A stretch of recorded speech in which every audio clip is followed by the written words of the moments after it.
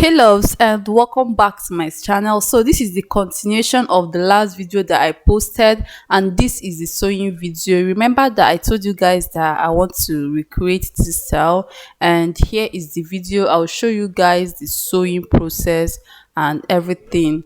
So I'll fast forward it a bit because the sewing is too long, so that the video will not be too long. So this is the pieces of the upper part. This is the doll face. I am done adding a medium gum. I don't know if you know what you call the medium gum. Some people call it paper stay, but I call it medium gum most times. So I added paper stay and I've cut my wording or my pad. So I've added my pad. I added this paper stay to all the doll face, that is the main lining, and the other lining that we use to turn it.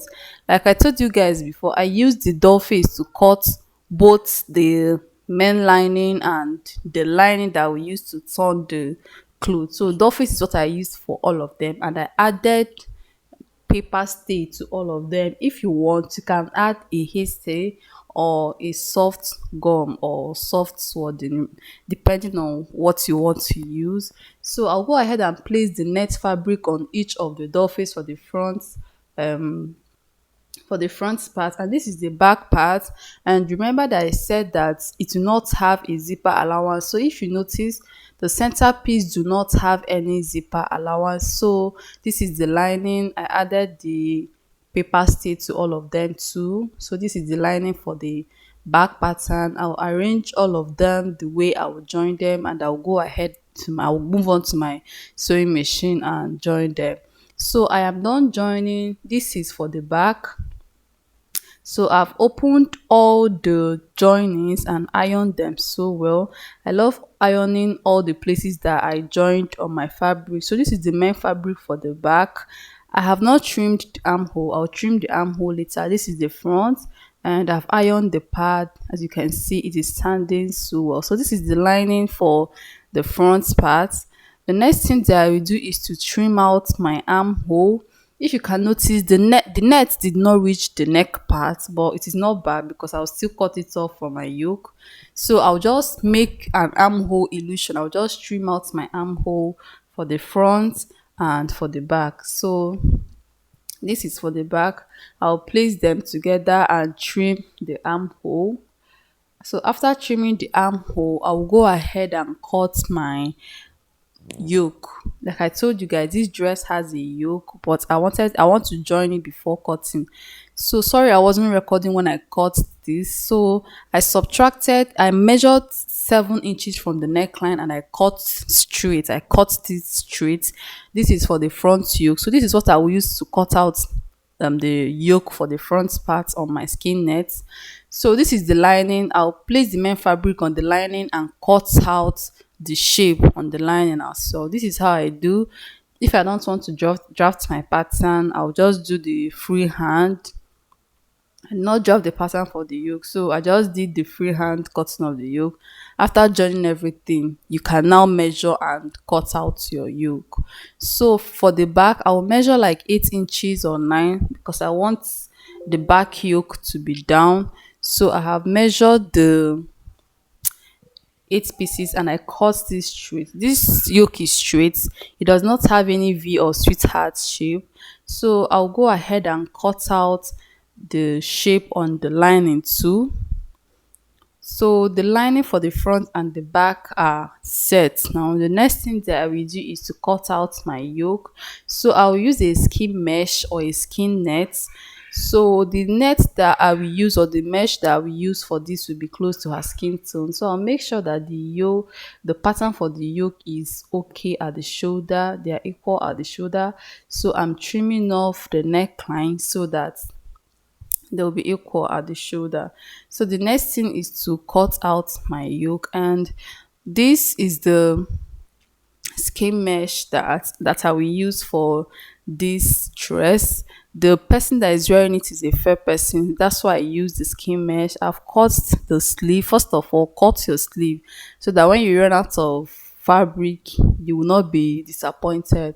So I've cut the sleeve. The sleeve is a basic long sleeve, so I have cut that. I'll go ahead and cut the mesh for my front, and remember to double them. If you want, you can make it single, but if you can double them, it is better because it will be more durable. So I folded it into two, and I'll go ahead and trace out exactly what I have on the main fabric. Remember that I cut out this yoke pattern after joining the main fabric, so I will cut out exactly what I have here.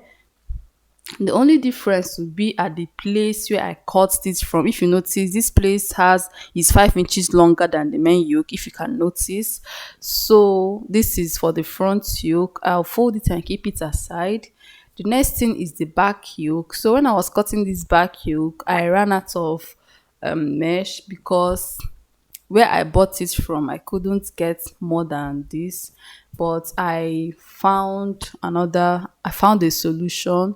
So I'll cut it on this mesh, and I'll also layer it with another mesh that is not too close to the skin, that is very close to the skin tone. So I'll cut out this, and I'll cut out the one that I'll use and complete it. So this is for the skirt part. This is the front part, and I'll introduce the back. So this is the back. The first thing that I will do is to close my zipper allowance. If you have been following me for a very long time, you will notice that I close my zipper allowance before taking my body measurement. So I'll close the zipper allowance for the back. I will join the fabric separately, and I will join the lining separately. So this is the lining. I'll join the zipper allowance as well before marking my body measurement. So back to the upper part, I am done turning my yoke. So for the back, for the lining, I will add my boning on my lining. So I will use this strip to make channels for my boning. My boning for this dress will be on the lining. So this is the front lining. I will make my channels for the boning.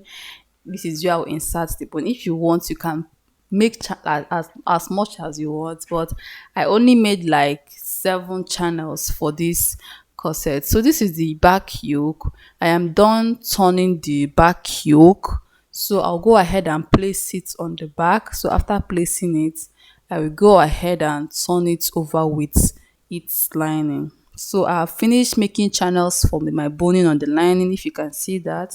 So after that, I will join my yoke and I will turn it over with my lining.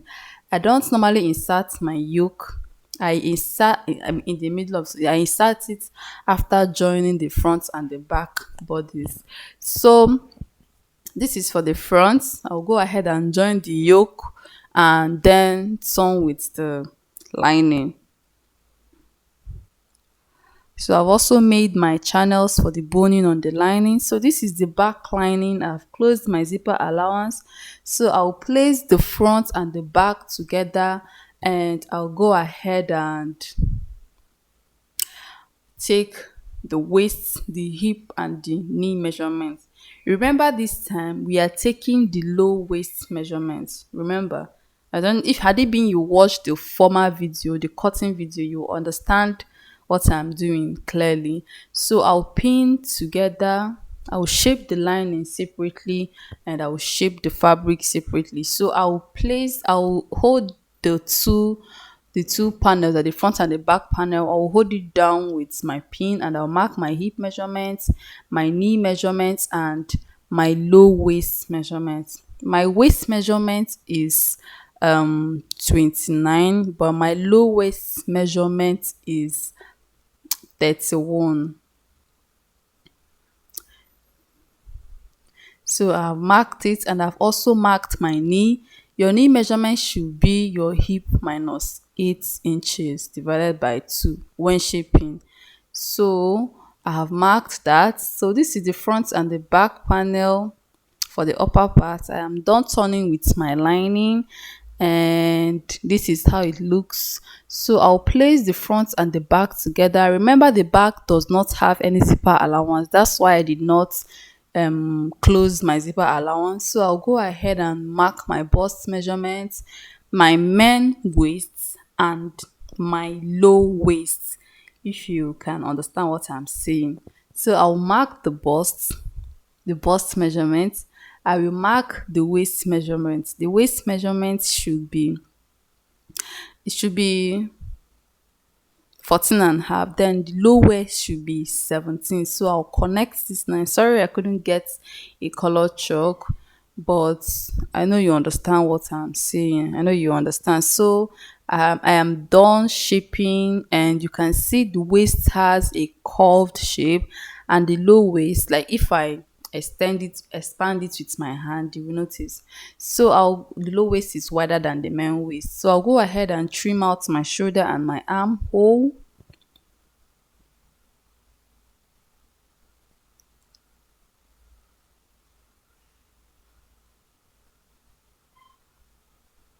So if I place it on my body, you can see this is I am using my body to test it. So my waist is lower. This bodice is below my navel, and normally my half length is normally at, let me say, 1 inch above my navel. But this time around, this bodice is below my navel. That shows that the length is okay. It is a low waist. So I'll go and do some touching around the armhole, and then I will fix my sleeve. So feel free to test out things.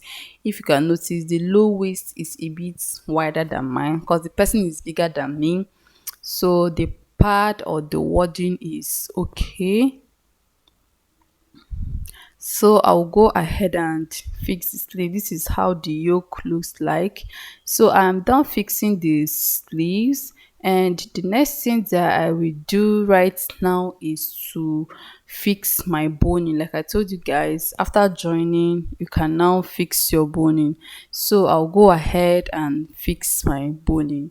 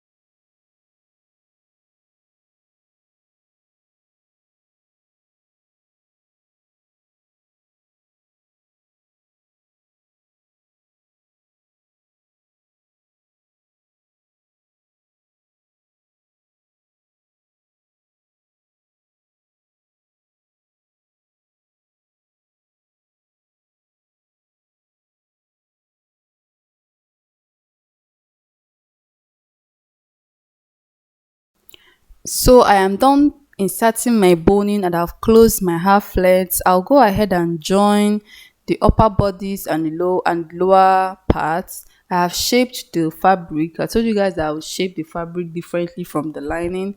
So this is the skirt part, and this is how it looks like.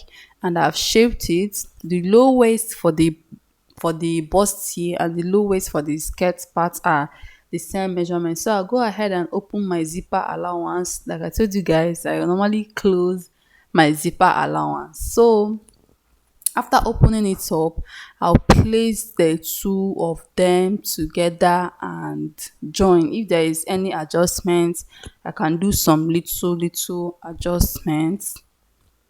So I the from the low waist down, we have and instant finishing. This is how I like sewing my George, because George can be annoying sometimes. So I'll place the upper part and the lower part together and I'll join. So I'm done joining, and as you can see, the upper part has a lacing. That's why the zipper, it did not reach the zipper allowance. If you can notice, the zipper allowance for the lower part is longer than the upper part.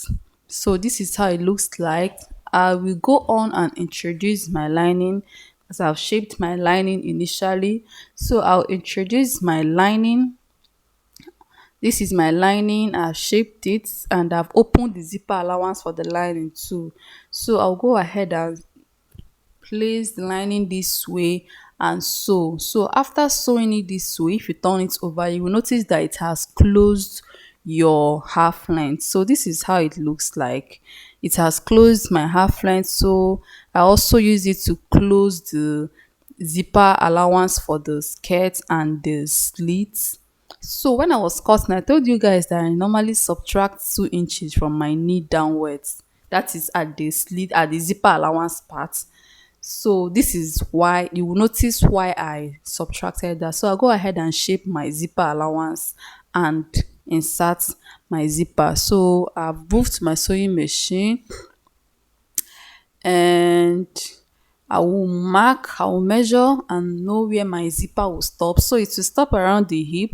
So I moved down to the hip and I held that place with a double stitch, and then I will sew down. So when I was sewing, I realized that my slit is a kind of high. That was why I did not stop at that place where I subtracted 2 inches. So I'll go down a bit. You will notice I'll go down a bit and double stitch so that the slits will not be too high. But had it been I got the accurate measurements, I would have stopped this place where I subtracted 2 inches from. So you don't have to. The reason why I normally subtract that 2 inches is so you don't have to fold your slit. Your slit will just be on its own. Just turn it with your lining and it will be on its own.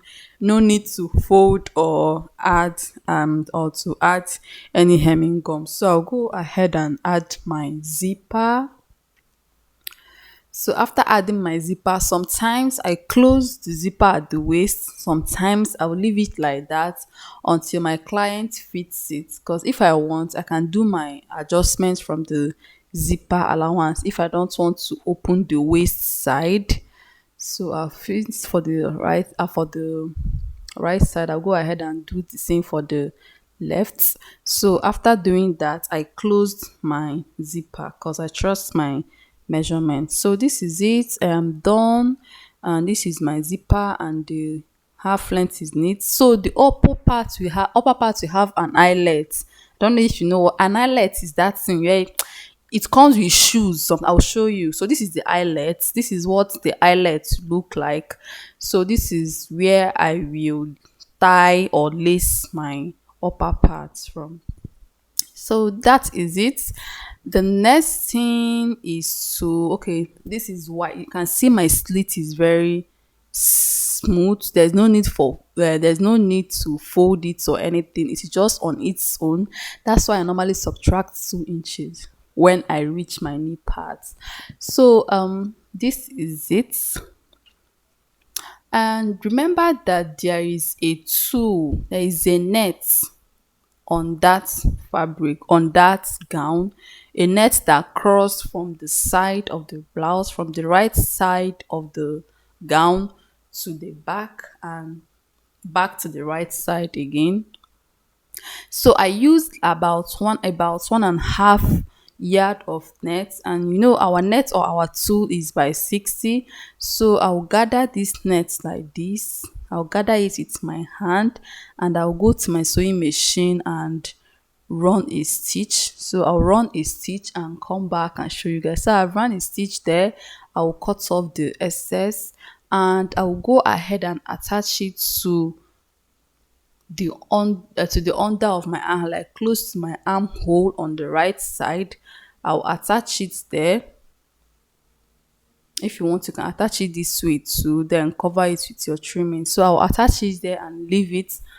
Every other thing will be when my client comes, But because I wanted to complete this video for you guys, I did not wait until she comes. So I had to place it on my mannequin. So if you can notice, the half length is very low, the low waist is there.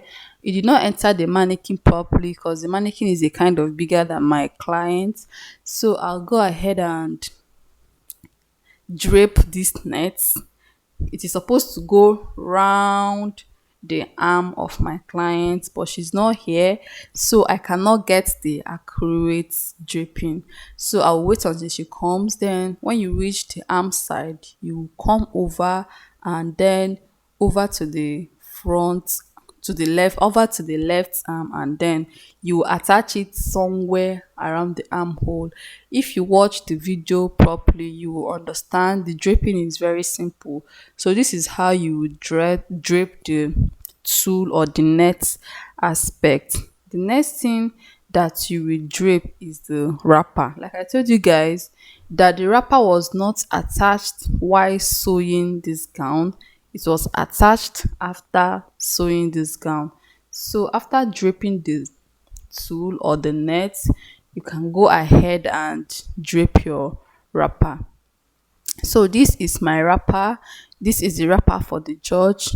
Net wrapper is the best. If you want to buy a judge, buy the one that the upper layer will have, like has a net like this one. So I'll go ahead and fold the edge of the net like of this, or the wrapper like this, and then I'll place it this way. I'll place it from the back and hold it down, and hold this more shorter edge down around the left side, so you can watch and enjoy how I did it. This is more like an illustration, but I will do the main job on my client's body. So I couldn't get the picture, but anytime I get that picture, I promise you guys I will post it so that you can get the finished look. And trust me, the finished look is very fine. So when you reach the zipper allowance, you will come down this way. All the places that are open, you will still, the zipper could not zip because the mannequin is bigger. So all these places that people can see the edge of the wrapper from, you will use your trimming. The trimmings will do your job for you. Use your trimmings and cover up everything. So after that, you bring it to the left side.